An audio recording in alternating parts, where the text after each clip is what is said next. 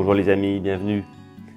Alors vous avez déjà vu la récupération de cette table donc sur la vidéo de la table gratuite.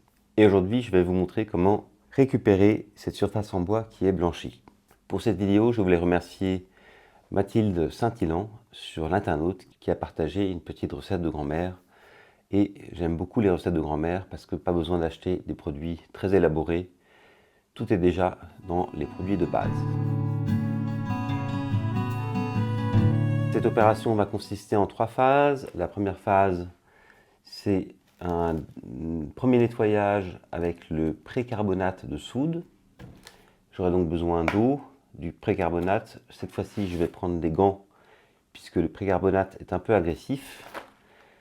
Je vais avoir besoin d'une balance pour mesurer la quantité. Une brosse, ici une brosse avec des poils naturels mais assez rigides. Ça sera bien utile. J'ai aussi prévu une serpillière au cas où des gouttes tombent sur le sol.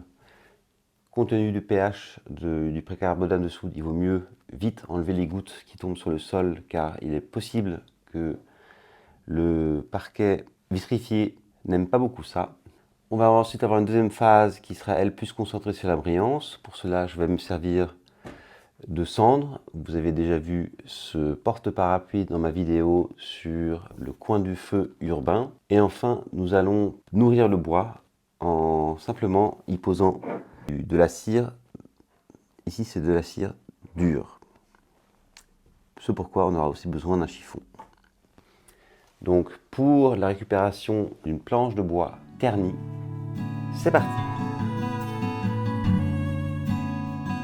Deux précisions super importantes depuis le studio de Happy Hour TV One. La première précision, c'est qu'il faut faire cette opération de la phase 1 impérativement à l'extérieur. Si vous faites ça à l'intérieur comme je l'ai fait dans la vidéo, vous pourrez d'une part utiliser moins de quantité d'eau, donc ce sera moins efficace, et de l'autre, vous exposez réellement votre parquet, si vous en avez, au percarbonate de soude. La deuxième précision, c'est que par rapport à la recette de Mathilde Saint-Hilan que j'ai évoquée au début, j'ai diminué par 2. En réalité, la raison d'indication des 10 litres est absolument nécessaire parce qu'il faut faire plusieurs passes avec le percarbonate de soude. Donc ici, le résultat, on voit qu'il y a un progrès, mais le résultat n'est pas top. C'est aussi lié au fait que j'ai fait qu'une seule passe. Donc n'hésitez pas à vraiment y aller franco, mettre beaucoup d'eau pour faire plusieurs passes. Donc pour cette première phase, première chose à faire, c'est de bien doser le précarbonate de sodium. Et la dose indiquée par Mathilde Saint-Hilan est la quantité de 220 grammes pour 10 litres d'eau. Vu que la quantité indiquée concerne 10 litres, on va couper la poire en deux et on va faire la moitié, 5 litres, et donc on va mettre 110 grammes.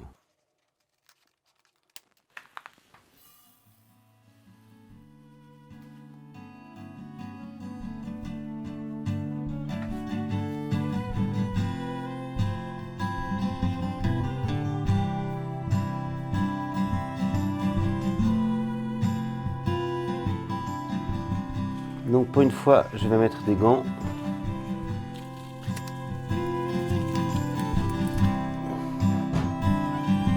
On mélange bien.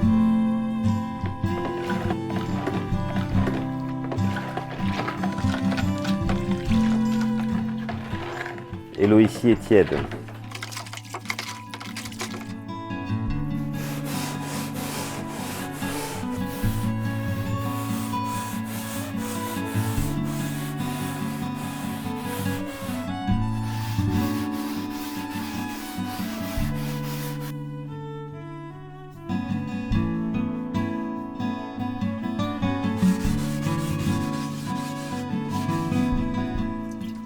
Donc attention, quand on est au bord, on va pousser vers l'intérieur pour éviter les projections du liquide sur le sol.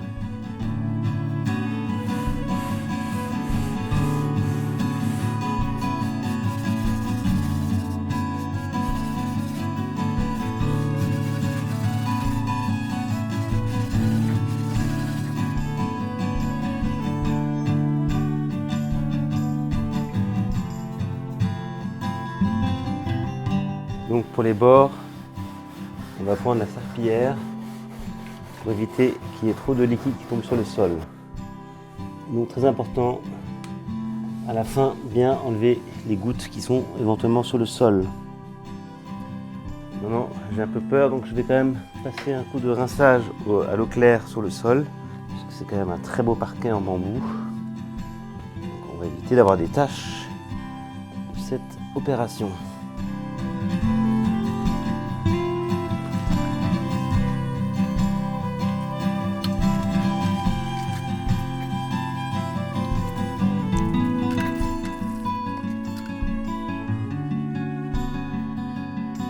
Donc 20 minutes plus tard, on va rincer à l'eau claire. Et pour ça, on va utiliser une vieille éponge. Vous voyez la vidéo sur l'organisation de l'atelier.